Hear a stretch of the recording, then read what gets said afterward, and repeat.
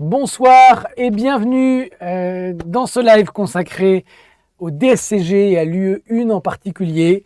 Je suis très heureux d'être avec vous et je voudrais procéder pour commencer à quelques réglages techniques. Est-ce que vous m'entendez? Est-ce que vous pouvez me dire dans le chat si vous êtes connecté, si vous m'entendez, si vous me voyez bien, si la réception du son, de l'image est bonne? Et puis profitez-en pour me dire d'où vous êtes connecté, dans quelle ville vous vous trouvez, dans quel pays vous vous trouvez. Dites-moi aussi quel âge vous avez, quelle est votre situation personnelle et professionnelle. J'entends par là, est-ce que vous êtes étudiant, est-ce que vous êtes en cabinet, est-ce que vous êtes en entreprise, est-ce que vous êtes en alternance chez ProConta? On a des profils très variés qui suivent nos lives et nos formations. Et donc je crois que c'est bon, ça y est. Merci, Francine me dit qu'on m'entend bien. Salut Sophie, salut Yasmine, salut Samir qui nous écoute du Maroc. Salut Anas qui nous écoute également du Maroc et qui a 31 ans et qui travaille en cabinet. Salut Soumi. Bienvenue à tous dans ce live consacré à l'UE1. Donc je vais essayer de vous donner un maximum de conseils et notamment d'insister sur les pièges de cette épreuve qu'il va falloir à tout prix éviter pour avoir une bonne note lorsque vous composerez sur vos copies fin octobre. Salut Yasmine qui nous écoute d'Abidjan et qui est étudiant. Francine donc qui nous précise qu'elle est étudiante en alternance et qui nous écoute de Bordeaux. Je suis ravi d'être avec vous. Je m'appelle Emery de Vaujuez. Je suis avocat de formation, professeur de droit des sociétés, de droit des contrats. Et chez ProConta, avec toute l'équipe, eh bien, j'ai à cœur de préparer depuis plusieurs années maintenant de nombreux candidats au DCG, au DSCG et au DEC dans les meilleures conditions possibles. On est un organisme d'excellence, de préparation d'excellence à distance. L'objectif, c'est que vous arriviez à suivre des enseignements de la plus grande qualité à distance en étant non pas passif mais actif face aux cours, aux vidéos, que vous interagissiez, que vous puissiez rendre des copies, que vous puissiez poser des questions à nos professeurs, à la communauté. Bref, ProConta, j'aurai l'occasion de le rappeler, n'est pas du tout une plateforme e-learning au sens où on vous donne des codes d'accès en vous disant débrouillez-vous avec le contenu que vous trouverez sur la plateforme.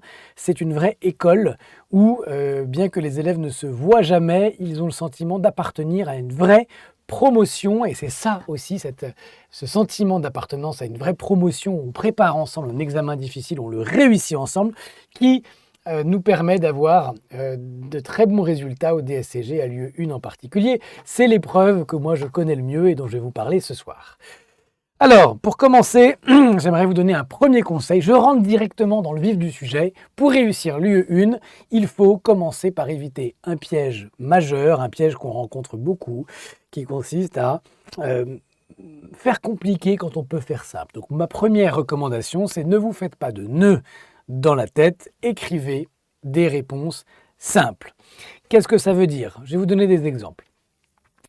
Une impression fréquente de la part de candidats qui sortent de l'épreuve et qui n'ont pas l'impression d'avoir réussi, c'est un retour qu'on voit très souvent et que je voudrais que vous évitiez d'avoir en octobre prochain. Je voudrais vous le lire parce que vraiment, il faut que vous vous inspiriez de ces retours d'étudiants qui ont passé l'examen avant vous. J'ai trouvé le sujet vicieux. Après avoir vu votre proposition de corriger, donc là cet élève parle du corrigé de ProConta, je me suis rendu compte qu'il n'y avait qu'une seule question dont je ne connaissais pas la réponse, mais au vu du sujet et des tournures de certaines questions, je ne pensais pas que c'était ces réponses qui étaient attendues. Monsieur Bottaro, illustre professeur de droit de ProConta, nous avait pourtant prévenu 10 fois que l'on connaissait les réponses, mais là je l'ai compris. Voilà un premier piège qu'il faut donc avoir en tête, c'est que face au sujet, en octobre prochain, vous pouvez être un peu déstabilisé, vous pouvez ne pas voir exactement où les rédacteurs du sujet veulent en venir, à quelle partie du programme il faut rattacher la question posée, et souvent, bien souvent, des candidats ne répondent pas correctement, alors qu'au fond, ils avaient les éléments de connaissance suffisants pour répondre. Ils répondent un peu de travers, ils n'arrivent pas finalement à faire le lien entre, d'une part, la question posée, et d'autre part, le programme et les connaissances qu'ils ont accumulées. On va rentrer dans le détail avec des exemples tout de suite, avec ce premier sujet, ce premier exercice de droit des entreprises en difficulté, que je vous lis. Peut-être qu'il rappellera des souvenirs à certains, puisque c'est le sujet qui est tombé il y a 2 ans. Monsieur Rémy est PDG de la SA La Cabane des Jouets, qui emploie 12 salariés à plein temps. Monsieur Fabrice est commissaire aux comptes, quant à lui, de la SA. Depuis plusieurs mois, Monsieur Rémy constate une baisse régulière de l'activité de la société qui est due essentiellement, selon lui, à la concurrence des entreprises qui font de la vente en ligne. Pour pallier à ces difficultés, Monsieur Rémy s'est efforcé de diversifier l'offre de jouets du magasin, mais sans succès, le CA a baissé de 30% et les marges de 25% pour le dernier exercice comptable. Monsieur Rémy n'est pas sûr de pouvoir régler dans un mois 2 de ses principaux fournisseurs aux échéances convenues avec eux. Et la question qui vous était posée était la suivante. Dans le cas présent, M. Fabrice, donc le commissaire aux comptes, peut-il réagir en déclenchant une procédure d'alerte? Alors, on va regarder tout de suite la règle applicable, mais surtout, je voudrais vous présenter, plutôt que la réponse, le corriger, des extraits de copie qui peuvent vous faire prendre conscience de ces pièges qu'il faut éviter. Quand on regarde la réponse qu'a donnée cet élève ici, et qu'on la lit ensemble, qu'est-ce qu'on arrive à lire? On lit « Dans une société, de nombreux acteurs peuvent interpeller le chef d'entreprise. Les actionnaires d'une SA représentant seul ou à plusieurs 5% du capital social peuvent 2 fois par an demander des explications aux dirigeants de l'entreprise. Peut aussi alerter le dirigeant les représentants du personnel. » Formule un peu étrange. Peut aussi. D'abord, on aurait dû dire « peuvent aussi ». Si le sujet c'est les représentants du personnel, et puis il faut inverser la phrase, il faut dire les représentants du personnel peuvent également à leur tour alerter le dirigeant. Donc, je passe sur cette question de syntaxe, mais en tout cas c'est important de faire attention à respecter bien la langue. On va y revenir. Après, enfin, si la société possède un CAC, ce dernier a l'obligation. Je vous rappelle la question, je vous l'ai mise en dessous là, qui était posée. Dans le cas présent, Monsieur Fabrice peut-il réagir en déclenchant une procédure d'alerte? On a là typiquement un piège dans lequel un candidat est tombé. Ce piège, c'est la tentation de réciter son cours en ne répondant pas exactement à la question posée, c'est-à-dire d'en dire plus que nécessaire. La question n'était pas dans une société, dans une entreprise en difficulté, qui peut déclencher la procédure d'alerte, mais bel et bien, le CAC peut-il réagir? Ce n'est pas exactement la même question. Dans un cas, on vous demande de faire la liste de tous les acteurs qui peuvent déclencher cette procédure, et là, la réponse qui est sous nos yeux aurait été bonne si la question avait été formulée comme ça. Mais dans l'autre cas, dans le cas présent, on ne parlait que du CAC. Et donc, si vous répondez comme l'a fait ce candidat, vous envoyez une image un peu étrange à votre correcteur. Vous envoyez l'image de quelqu'un qui veut essayer d'en mettre des couches, de montrer qui c'est.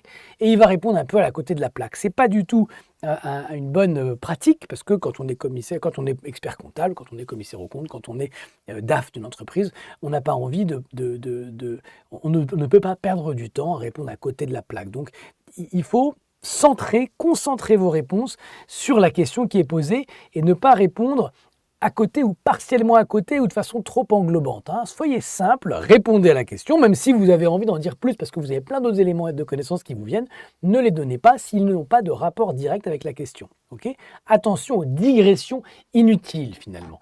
Alors, regardons maintenant une autre proposition de réponse donnée par un autre élève qui écrivait, regardez, lui, la loi prévoit que le CAC, lorsqu'il a connaissance au cours de sa mission d'éléments de nature ou de faits de nature à compromettre la continuité de l'exploitation, doit déclencher une procédure d'alerte afin d'amener les dirigeants de la société en difficulté à réagir. Voilà quelqu'un qui répond exactement, exclusivement à la question qui lui est posée. Okay ? Ensuite, cette personne qui est un bon élève, très très bon candidat, applique la règle aux faits. En l'espèce, l'ASA La Cabane des Jouets rencontre de difficultés sérieuses depuis plusieurs mois, qui consiste en une baisse continue de son activité, de son chiffre d'affaires et de ses marges. Aucune amélioration n'est prévue à court terme. Monsieur Fabrice, commissaire aux comptes de l'ASA, doit donc réagir en déclenchant une procédure d'alerte. On a un bon exemple de piège qui a été évité, le piège étant « je réponds à côté de la question, je ne réponds pas exactement à la question ». Question suivante, je trouve que c'est intéressant de regarder comment les élèves s'y prennent. Ce sont des copies d'élèves de candidats qui ont eu parfois de très bonnes notes, d'autres qui ont eu des notes moins bonnes. Je trouve que c'est très inspirant pour bien comprendre les pièges à éviter. Question suivante, la cabane des jouets est-elle dans une situation qui justifie le recours à une procédure de conciliation? Merci de justifier votre réponse. Regardez une copie qui est assez exemplaire. Une ESA qui connaît des difficultés économiques et financières, écrivait ce candidat, avéré, s'interroge sur l'opportunité de recourir à une procédure de conciliation. Dans quelle situation une entreprise a-t-elle intérêt à recourir à une procédure de conciliation? Voilà une reformulation de la question, qui est la première étape de la méthode, dont je vais reparler juste après, qui est très bien respectée. Le rappel de la règle, qui est l'étape suivante, est également bien respecté. On regarde, et la règle elle est très bien énoncée ici, il n'y a rien à dire de plus. Une société qui connaît des difficultés financières et économiques, écrit cet élève, qu'elle ne peut pas surmonter seule et qui vont la conduire à l'état de cessation des paiements à court terme, a la possibilité de recourir à une procédure de conciliation pour l'aider à prévenir des difficultés trop importantes, etc., etc., etc. La procédure de conciliation, écrit ce candidat, est également ouverte aux entreprises en état de cessation des paiements depuis moins de 45 jours. Elle a pour objectif de permettre de trouver une issue aux difficultés que l'entreprise rencontre pour permettre la poursuite de l'activité. Cette dernière phrase est intéressante parce que c'est un candidat qui ne se contente pas de rappeler la règle, mais qui explique l'esprit de la règle, qui explique l'objectif de la règle. On la relit cette phrase, elle est très forte. L'avant-dernière phrase, regardez bien. Elle a pour objectif, cette procédure, de permettre de trouver une issue aux difficultés que l'entreprise rencontre pour permettre une poursuite d'activité. On est là face à un élève qui prend du recul par rapport à la question, il répond exactement à la question, mais il donne l'esprit de la procédure. Donc il développe sans s'écarter de la question, contrairement au premier candidat tout à l'heure qui développait mais en tombant à côté de la question, en essayant de donner des éléments d'information qui ne correspondent pas finalement à la question attendue. Donc là c'est une réponse magnifique. Et enfin, sur la dernière étape, c'est-à-dire l'application au cas d'espèce, là encore cette réponse est très bonne, on peut la lire ensemble. En l'espèce, toujours commencer par là, la situation difficile que rencontre l'ASA est un état de cessation des paiements proche, justifie le recours à une procédure de conciliation. Monsieur Rémy, au regard des avantages que procure une telle procédure, a intérêt à y recourir pour l'aider à résoudre ses difficultés et éviter que la situation ne continue à se dégrader. Donc on a un candidat qui applique la règle qu'il a énoncée auparavant et le fait avec beaucoup d'intelligence, avec beaucoup de confiance aussi. On est à un candidat là, qui donne un conseil comme le ferait un expert comptable à une société. Oui, elle a intérêt à recourir à cette procédure de conciliation. Autre réponse à la même question, regardez. Donc je rappelle la question, la cabane des jouets est-elle dans une situation qui justifie une procédure de conciliation? Regardez cette réponse qui est très différente de la réponse précédente. La procédure de conciliation, écrit ce candidat, est une procédure amiable, pourtant une des conditions de son ouverture est un état de cessation des paiements depuis moins de 45 jours. Une société qui rencontrerait des difficultés sans être en état de cessation des paiements pourrait davantage se tourner vers une procédure de sauvegarde. Là, on a une confusion. Très clair. La première erreur, c'est que non, la conciliation n'est pas réservée aux entreprises en état de cessation des paiements depuis moins de 45 jours. Elle est possible soit pour une entreprise qui n'est pas encore en état de cessation des paiements, soit pour une entreprise qui l'est depuis moins de 45 jours. Ce n'est pas la même règle qui est énoncée et donc c'est une erreur, en fait, tout simplement. C'est imprécis, c'est incomplet. Deuxième erreur, il y a une confusion avec la sauvegarde. Je vous rappelle l'évolution de la criticité de la procédure d'une entreprise en difficulté.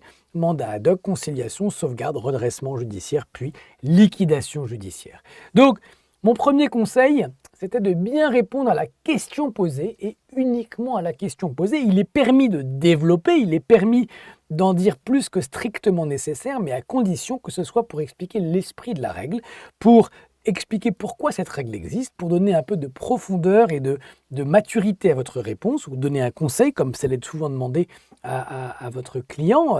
On vous dit seulement que conseillez-vous à l'entreprise. Là, c'est très bien de développer.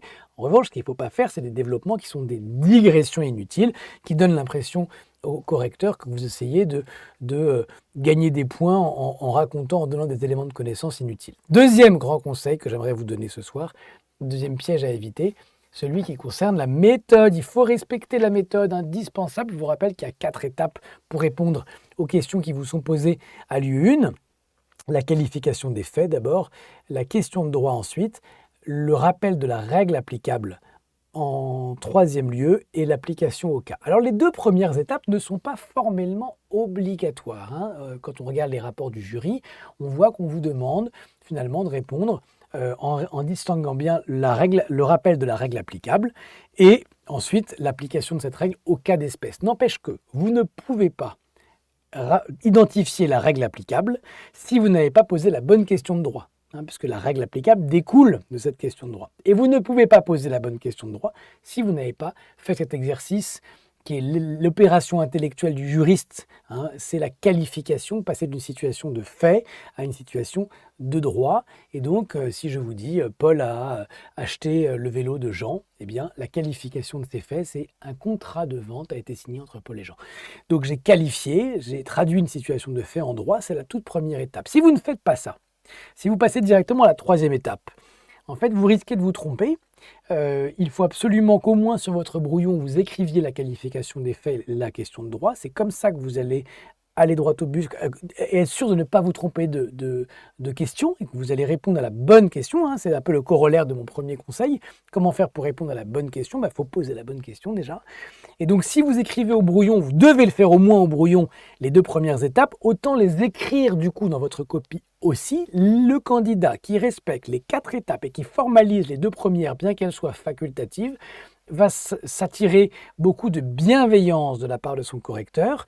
Donc, c'est le deuxième avantage d'écrire, de formaliser les 2 premières étapes, c'est que le correcteur aura plus de facilité à vous suivre. Donc, premier avantage, vous-même, vous allez aller plus facilement vers la bonne question de droit, la bonne règle applicable, pardon. Donc, vous allez pouvoir trouver la bonne réponse finalement plus facilement si vous formalisez les 2 premières étapes. Deuxième avantage, le correcteur, vous lui simplifiez la vie parce que vous lui montrez vous lui exposez votre raisonnement, vous lui montrez quel est votre chemin de pensée et du coup, il suit beaucoup mieux votre logique. Il est capable finalement il a moins d'efforts à faire pour comprendre d'où ça sort cette règle applicable, pourquoi vous écrivez ça.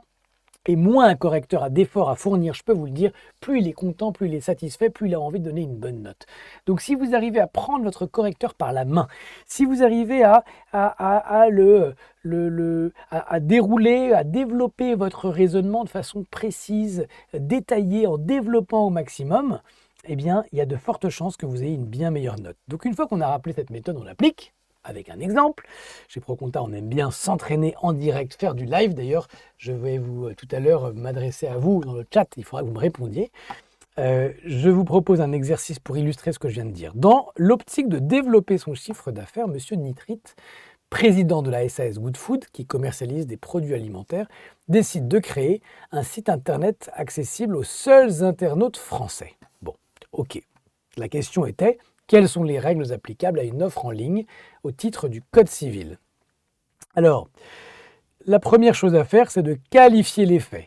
Alors, je voudrais, pour vous aider à qualifier les faits, vous remontrer l'énoncé et vous demander, et là je scrute le chat, je vous demande de participer, si vous voulez bien, de me dire ce qui, dans cet énoncé, était un élément hyper important qu'il ne fallait pas rater, quel était le détail qu'il fallait avoir repéré pour partir dans la bonne direction.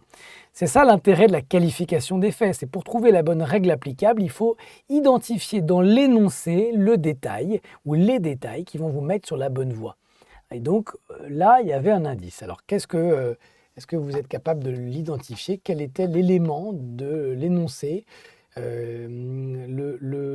le mot ou le groupe de mots qui devait attirer votre attention et qui devait vous amener du coup sur la bonne règle. Alors je scrute, j'attends un peu parce que je sais qu'il y a un petit décalage entre ce que je dis et ce que vous entendez, et donc je vous laisse un peu de temps pour me répondre. Dans le chat, Sophie me dit accessible aux seuls internautes français. C'est pas ça moi qui me frappe le plus. Et Eulodia disait la même chose. Eulodia. Alexandre me dit site internet contrat électronique. Pas tout à fait, c'est pas ça. Continuez, regardez bien quel est le détail important qui fait que la règle qui va s'appliquer est une règle spécifique à quelque chose, ou à quelqu'un. Je vous mets sur la voie, à quelqu'un. Qui est cette personne qui veut développer son site internet? Est-ce que vous voyez? Je vais essayer de vous aider. Regardez bien. Hop, SAS. C'est un vendeur professionnel. C'est très important de comprendre ça. Ici, on vous demandait finalement, si je reformule la question, si je fais cet exercice après la première étape de qualification, de formuler la question de droit, c'est quelles sont les obligations spécifiques qui s'imposent à un vendeur professionnel qui souhaite vendre en ligne. Okay? Parce que la règle qui va s'appliquer n'est pas la même selon qu'il est un professionnel ou qu'il est un particulier. Je vous rappelle cette règle, c'est la troisième étape, celle qui est attendue obligatoirement dans votre copie, mais qui n'est pas possible sans les précédentes, c'est la méthode. Les contrats conclus à distance ou par voie électronique sont parfaitement valables, il fallait le rappeler quand même. L'offre et l'acceptation peuvent être transmises par voie électronique. Un vendeur qui émet une offre restera engagé tant que celle-ci est accessible en ligne. Ça, c'est la règle qui vaut pour tout le monde. Ensuite, il y a des conditions spécifiques qui s'appliquent aux vendeurs professionnels. Et je voudrais vous les donner puisque c'est ça en fait. Ce sont ces règles-là qui vont s'appliquer à monsieur Nitrit, le président de la SAS Good Food. Puisqu'il est professionnel, il doit mettre à disposition de l'acheteur des stipulations contractuelles d'une manière qui permette leur conservation et leur reproduction. Il doit également, dans son offre, faire figurer des mentions obligatoires, lesquelles, il y en a 5. Désolé pour la faute d'orthographe, il y aurait dû avoir un S à obligatoire. Première mention obligatoire, il faut que l'offre présente les étapes à suivre pour conclure le contrat en ligne, qu'elle indique également les moyens techniques pour s'identifier et corriger les erreurs de saisie, les langues proposées, dont le français, les modalités d'archivage du contrat, le moyen d'accéder aux règles auxquelles le vendeur entend se soumettre, ce qu'on appelle aussi les conditions générales de vente, les CGV. D'accord ? Alors maintenant qu'on sait ça, je vous ai rappelé la règle applicable, analysez-moi ces réponses. Regardez-moi cette réponse et dites-moi, j'ai malheureusement fait apparaître mon commentaire un peu vite, mais je l'ai enlevé très vite. Dites-moi ce qui apparaît, quel est votre premier sentiment, votre première impression quand vous voyez cette réponse. Donc on parle bien de la réponse à la question quelles sont les règles de validité d'une offre en ligne lorsqu'un vendeur est un professionnel, on disait au titre du Code civil. Alors, je vois que vous avez continué, effectivement vous avez répondu. Oyodia, tu me disais que ce qui était important c'était de repérer dans l'énoncé que c'était le président de la SAS et Anas disait un professionnel ou un profane, absolument. Donc, mais ce n'est pas tant la forme juridique de la société qui, pour répondre à Jamila, c'était plutôt le fait que ce soit un vendeur professionnel. Alors, qu'est-ce qui vous inspire? Vous, imaginez-vous, mettez-vous dans la peau d'un correcteur de l'UE1 du DSCG. Okay, vous êtes dans 10 ans, expert comptable de renommée, et vous êtes appelé par les organisateurs de l'examen officiel national et vous devez corriger. Donc c'est flatteur, on fait appel à vous et vous, voilà, vous êtes de l'autre côté de la barrière, on est dans 10 ans, en 2032, et vous corrigez des copies, vous voyez une copie comme celle-là. Qu'est-ce que ça vous inspire? Qu'est-ce que vous vous dites? Quelle est votre première impression? C'est très important de se mettre dans la tête d'un correcteur et de se demander quelles sont les émotions, les sentiments, quelle impression il a quand il regarde une copie. Il faut faire cet exercice, c'est très important. Parce que chez ProConta, on n'est pas là pour vous aider à avoir 10 sur 20, on est là pour vous aider à avoir 14, 15, 16, 17, 18 sur 20. Ça arrive chaque année. On a des élèves qui ont ces notes. Comment font-ils? Eh bien, ils arrivent à comprendre parfaitement les attentes d'un correcteur. Et vous pouvez vous aussi décrocher une note exceptionnelle à l'UE1. Mon but, c'est pas de vous la faire juste valider, cette UE, c'est que vous ayez une telle note que vous ayez énormément d'avance. Et je veux vous faire comprendre que même si vous êtes un peu fâché avec le droit, vous pouvez décrocher un 15 ou un 16 sur 20, mais à condition de comprendre la méthode et ce qu'il y a dans la tête d'un correcteur. Alors, qu'est-ce qu'il va se dire, le correcteur, en voyant ça? Il se dit d'abord, sur la forme, oh là là, très très dur à lire, à déchiffrer, c'est une écriture en patte de mouche. Regardez, l'encadré orange que je vous propose d'essayer de lire, de déchiffrer, on va regarder, mais il faut vraiment se concentrer et fournir un effort très important pour arriver à déchiffrer. Je vous rappelle que les correcteurs n'aiment pas fournir trop d'efforts, donc là c'est très pénible. Et puis en plus, les règles de l'orthographe et de la syntaxe ne sont pas respectées. Il n'y a pas de majuscule, il y a écrit « il faut une offre suivie d'une acceptation, offre 2 points ». C'est une prise de notes, ce ne sont pas des phrases. Ils ne respectent absolument aucune des règles d'orthographe il y a vraiment, c'est une prise de notes, ce sont pas des phrases en fait, hein. Donc la première chose, c'est sur le plan de la forme, on a un peu, ça heurte, on sent qu'on a du mal à comprendre, à déchiffrer. Ensuite, sur le fond, Francine me répond, la réponse donnée ne répond pas à la question, absolument. Sur le fond, pourquoi ce candidat reformule-t-il la question tout en haut? Regardez, cette question pose le problème de la validité du contrat de vente électronique. Mais non, pas du tout. La question, c'est quelles sont les règles applicables à une offre en ligne au titre du Code civil? Et du coup, ensuite, cet élève, comme il est parti dans la mauvaise direction, comme il a reformulé la question, mais en la changeant, en fait, en la modifiant, la règle applicable qu'il pose, elle n'est pas la bonne, forcément. Il va donner les conditions de validité d'un contrat, ce candidat. Regardez, à la fin de la réponse, il dit « En matière civile, le contrat est valablement formé et conclu dès lors que l'offre reçoit l'acceptation du sollicitant. » Mais ce n'était pas du tout la question. On n'était pas en train de demander de définir le contrat de vente. Il fallait parler de la validité d'une offre et d'une offre en ligne en particulier. Voilà un élève qui s'est écarté complètement de la question, qui l'a reformulée, qui est parti dans une direction qui n'a rien à voir avec le sujet, et faute de méthode. Donc les deux premiers conseils sont très liés, hein. Pour répondre exactement à la question, il faut faire l'effort de respecter ces 4 étapes. C'est très, très important. Okay. Alors, autre réponse à la même question. Regardez ce qu'écrit ce candidat. Monsieur Nitrit souhaite développer une offre en ligne et s'interroge sur les règles applicables à celle-ci. Okay. Les règles applicables sont que cette offre... Alors, déjà, j'arrive à lire, vous voyez, j'ai même pas besoin de faire d'effort. Donc, sur la forme, c'est beaucoup mieux. C'est beaucoup plus facile à lire que les pattes de mouche qu'on voyait avant. Alors, si on lit la réponse jusqu'au bout, les règles applicables sont que cette offre doit préciser les informations du vendeur, les informations du produit proposé, le prix et la possibilité pour l'acheteur de vérifier sa commande avant de la valider avec une double acceptation. Alors, très intéressant. Sur le fond, effectivement, il y a plein de bonnes choses. Il oublie certains éléments néanmoins, comme les conditions générales de vente, la langue. Il ne dit pas non plus que le vendeur qui émet une offre reste engagé tant qu'elle est accessible en ligne.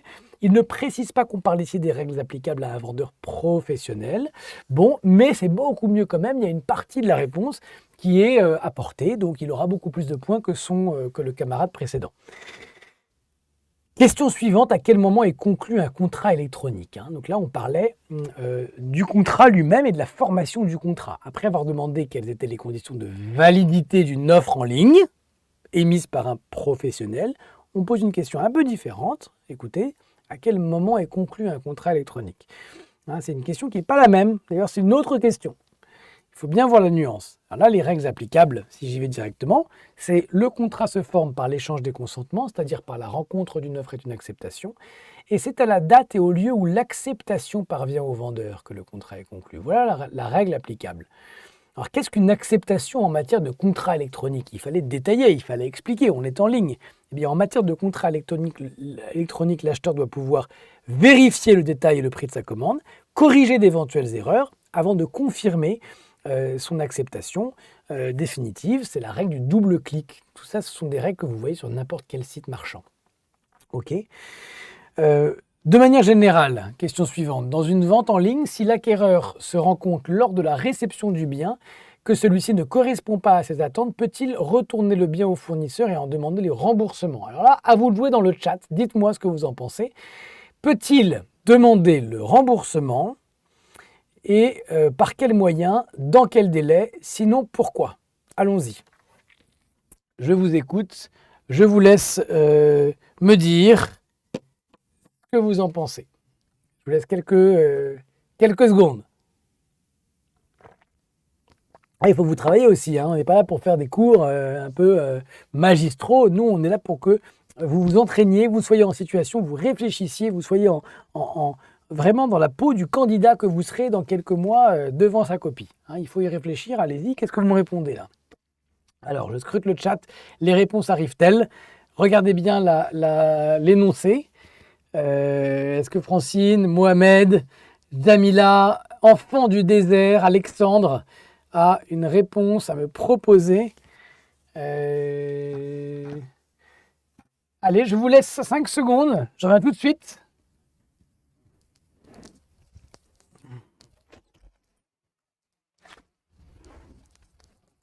Alors, délai de retour de 15 jours, droit de rétractation d'un délai d'au moins 15 jours. L'acquéreur bénéficie d'un délai de rétractation de 14 jours, me dit Alassane. C'est toi qui as raison, Alassane, absolument. Exactement, dans les contrats de vente conclus à distance avec un professionnel, l'acheteur a un droit de rétractation de 14 jours. 14 jours à partir de quand? À compter de la conclusion du contrat pour une prestation de service, à compter de la réception du bien pour les contrats de vente. Et ça, c'est sans avoir à se justifier. On peut, quand on est un acheteur, renvoyer à un professionnel son produit pendant les 14 jours à compter de la réception sans avoir à expliquer pourquoi il ne vous convient pas. Okay. Alors, comment est-ce que concrètement on peut se rétracter? Il faut informer quand on est un acheteur, il faut informer le vendeur de sa volonté de se rétracter avant la fin du délai de 14 jours.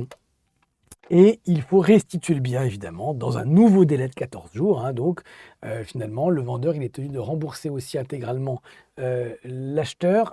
Tu peux juste laisser la porte ouverte parce que j'ai hyper chaud. La bloqué, pardon.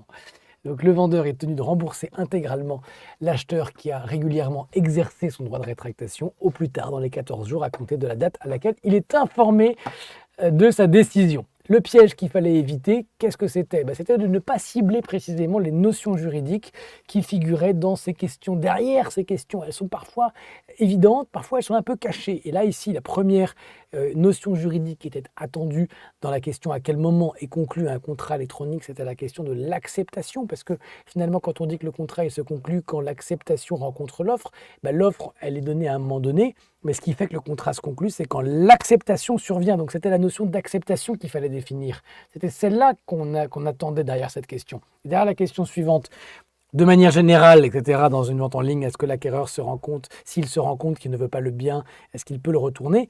La question est évidemment celle du droit de rétractation et qui s'applique, qui s'impose à tout vendeur professionnel. Okay. Donc c'est très important d'identifier les bonnes notions juridiques, celles qui sont attendues. Donc, je vous fais un petit récap sur une petite fiche de ce que c'est qu'un contrat électronique qui, comme tout contrat, est né d'un échange de volonté, c'est-à-dire de la rencontre d'une part d'une offre. Et donc, une offre, c'est quoi pour qu'elle soit valable? C'est une offre qui est engageante dès l'instant où elle est mise en ligne, à condition qu'elle respecte des conditions de contrat, donc les éléments dont j'ai parlé tout à l'heure, et puis qui doit rencontrer une acceptation. Et là, l'acceptation, qu'est-ce que ça veut dire quand elle est en ligne? Eh bien, il faut que l'acceptant ait la possibilité de vérifier, de corriger, de confirmer. C'est la règle du double clic. Et il faut préciser pour l'acceptation que si le vendeur est un professionnel, il a l'obligation d'accepter la rétractation de son acheteur dans un délai de 14 jours. Ça n'apparaît pas là, mais vous le savez maintenant, si on lui demande. Okay. Alors, autre conseil que j'aimerais vous donner, rendez des copies agréables à lire. J'en ai déjà un peu parlé tout à l'heure, mais vous n'imaginez pas à quel point les candidats perdent des points nombreux lorsque les copies sont difficiles à lire. Il y a beaucoup de candidats au DSCG qui sont bons sur le fond, qui ont des bonnes connaissances, mais qui, en fait, plombent, se sabotent un peu parce qu'ils ne font pas l'effort de rendre des copies agréables. C'est très important de comprendre que pour un correcteur, la première impression va être la bonne. C'est-à-dire quand il va attraper votre copie, il aura une pile de copies, de centaines de copies à corriger, et il va faire ça dans la foulée de l'examen à partir de la fin du mois d'octobre. Et il va prendre les copies les unes après les autres. Et très souvent, ce que font les correcteurs, c'est qu'ils les regardent d'abord, avant de se jeter dedans, les lire, ils les regardent, ils les appréhendent dans leur globalité. Ils essaient de faire un tour d'horizon de la copie, ils la feuillettent. Et faisant ça, il se fait une première impression. Talleyrand qui disait que le ministre des Affaires étrangères de Napoléon disait que la première impression, il faut toujours s'en méfier car c'est la bonne. Et c'est ce que va se dire un peu votre correcteur. Quand il va regarder votre copie, il va se dire ça c'est une copie que je sens bien, j'en ai corrigé tellement des copies dans ma vie que je sens que là, vu la tête qu'elle a cette copie, ça ne m'étonnerait pas que ce soit un 12 ou un 13. Au contraire, il va se dire oh là là, voilà une copie qui sent mauvais, c'est une copie, je vois bien le genre d'élève, ça c'est un élève qui va avoir un 4, 5, 6. Après, une fois s'être mis en tête cette première impression, consciemment ou inconsciemment d'ailleurs, le correcteur va lire votre copie. Et ensuite, il va se faire une idée beaucoup plus précise de la note que vous méritez. N'empêche que la note finale qu'il va vous mettre à la fin, elle aura été influencée par la toute première impression, dont il est compliqué de se départir complètement. C'est rare d'avoir un correcteur qui, en voyant une copie magnifiquement rédigée, qui se dit « Oh, ça sent une bonne copie », à la fin donne une très mauvaise note. Et inversement, c'est rare d'avoir une copie qui est très mauvaise sur le plan visuel et qui en fait a une très bonne note. Regardez ces deux copies par exemple. En voilà une qui va attirer la bienveillance de son correcteur parce qu'elle est facile à lire, elle est agréable, il n'y a pas de rature, et une autre qui au contraire montre qu'il y a un peu de laisser-aller et que c'est un élève qui est plus brouillon. Okay, donc faites attention à vos copies. Conseil suivant, piège à éviter, tomber dans un excès de stress, tomber dans un stress lié à, qui est bien connu au DSCG, qui est en fait une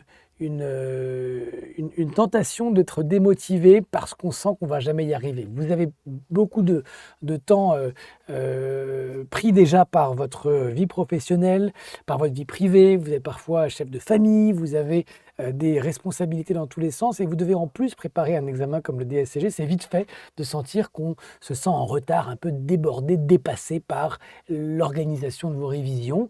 Et donc il faut se rappeler que le retard, c'est normal quand on est candidat à un examen comme le DSCG. C'est structurel. Tous les candidats ont ce sentiment de ne pas être dans les temps. C'est normal. Et ça se gère, le retard. C'est pas grave en soi, en fait. Il ne faut pas se sentir trop déstabilisé par ça. Quand on ne peut pas tout faire, il faut effectuer des arbitrages, emprunter des raccourcis. C'est ça qui fait la différence entre un élève ou un candidat qui réussit et un candidat qui ne réussit pas. C'est pas tellement que celui qui réussit, il a appris plus de choses, mais c'est qu'il a su consacrer le peu de temps qu'il avait, qui est insuffisant pour tout connaître, mais il ne fallait pas tout connaître, il a su consacrer le temps qu'il avait aux bons endroits et aux bonnes parties du programme. J'ai déjà parlé plusieurs fois des thèmes sur lesquels il faut insister dans vos révisions, ceux qui tombent le plus souvent, qui fournissent le plus de questions, mais il a aussi, ce candidat, alloué son temps de la bonne façon aux entraînements. C'est-à-dire que ce n'est pas la peine d'apprendre et puis de s'entraîner un tout petit peu à la fin. Il faut toujours faire un aller-retour entre j'apprends, je m'entraîne, j'apprends, je m'entraîne. Comme j'ai fait un peu là dans le live, c'est-à-dire je vous ai donné des conseils et hop, j'ai appliqué immédiatement en rentrant dans des cas, des énoncés. Il faut absolument savoir gérer son retard et garder un bon mental. Alors le mental, c'est un élément hyper important dans une année de préparation à un examen comme le DSCG. Et il faut toujours s'inspirer, à mon avis, des grands sportifs pour savoir comment ils font pour avoir un bon mental. Et je voudrais vous montrer à cet égard une vidéo extraordinaire d'une course, d'un relais d'athlétisme, où on a là une grande championne qui fait preuve d'un mental extraordinaire, qui avait un retard considérable et qui a réussi à le gérer, qui y a cru jusqu'au bout.